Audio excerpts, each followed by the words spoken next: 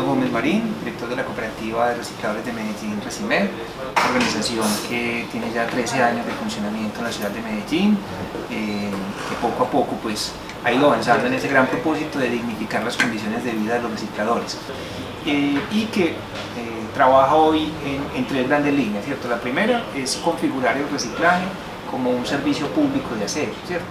Hacer más visible ese rol del reciclador, digamos que parte de cosas tan básicas como un uniforme, ¿cierto? Sí. Distinguir al reciclador como un oficio en la ciudad, como es el mensajero, como es el conductor. El reciclaje como tal, el oficio de reciclador, no es un oficio que se tome por decisión, sino que es una condición.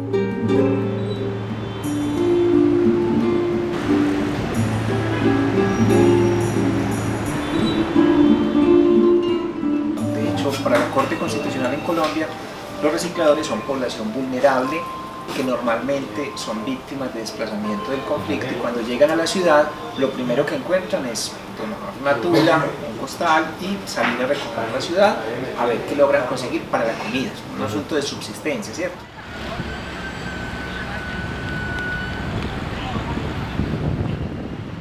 Vivo en el barrio La Honda, ni la librita de panela para los hijos, ni la librita de arroz.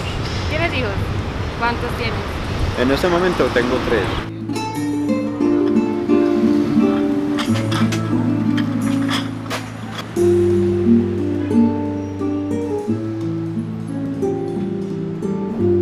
Para todos sería muy cómodo tener una bolsita independiente o un costalito para ir echando todo aquello, lo que es bolsas plásticas, el PET, pasta, el frasco de vidrio, el papel, cartón, eso todo lo pueden ir separando en un solo punto. Esa dificultad de tener que meter las manos entre estas bolsas orgánicas, porque ahí es donde vienen las infecciones, las enfermedades para nosotros. Siempre es importante insistir con la ciudadanía en la claridad. Lo más sencillo que siempre hemos recomendado es, en la bolsa negra, los residuos que no se pueden reciclar y en una bolsa de cualquier color esos materiales que sí tienen una posibilidad de aprovecharse, que son los mismos 5 que hemos dicho: papel, cartón, plástico limpio y seco, ¿cierto? Para que no dañe el papel, metal, básicamente las latas de atún y el vidrio, ¿cierto?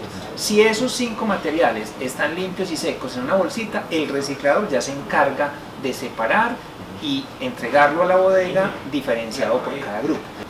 Lo segundo es crear unas buenas condiciones de recolección. Yo tengo varios edificios donde recojo mi residuos. Al mismo tiempo yo saco las canetas de la basura en los edificios.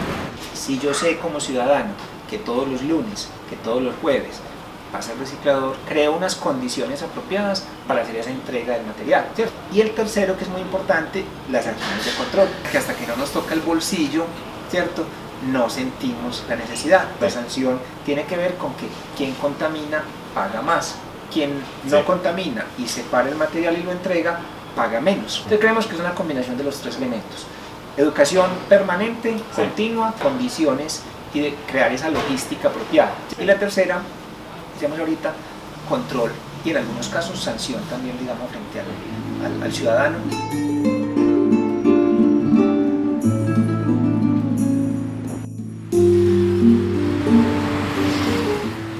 La importancia que yo siento en mi trabajo es que le estoy dando una calidad mejor de vida al aire para nosotros poder sobrevivir en este planeta, porque si no lo hacemos, entonces ¿qué puede hacer el gobierno en este momento? Que en su gran mayoría entonces son hombres o mujeres cabeza de familia, son personas que tienen, digamos, una capacidad y una fuerza de trabajo muy grande. El promedio de horas de trabajo en recicladores es de 14 horas, ¿cierto? Hay recicladores que están desde las 11 de la noche, toda la madrugada, esté lloviendo o esté pasando la noche en seco, están haciendo su trabajo y que la mayoría de las veces tienen también, digamos, que unos núcleos familiares grandes de personas cercanas, de familiares, sobrinos, hijos, núcleos, ¿cierto? O grupos familiares grandes, entonces que su esfuerzo también está muy enfocado a generar unas mejores condiciones. Mucho en la zona nos distingue muchos nos distinguen, como los recicladores, pero tengamos en cuenta de que sacarles basura en la noche es un perjuicio tanto para ustedes como para uno. Hay un ejercicio de educación permanente que lo primero que busca es romper como ese estigma de que es menos, de que está subvalorado, de que su actividad no es importante. Y uno podría decir entonces que lo primero como valor del reciclador entonces es ese respeto por el ciudadano, porque hace bien la separación.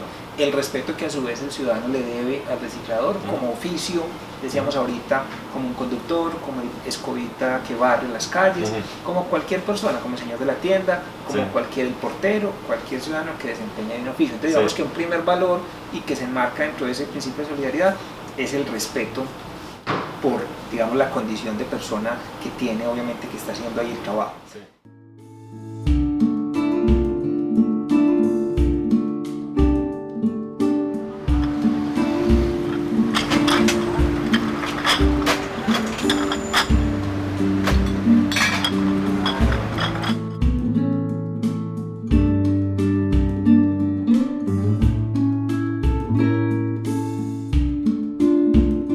No estoy peleando y no con uno que tiene 10, que es el dolor de cabeza.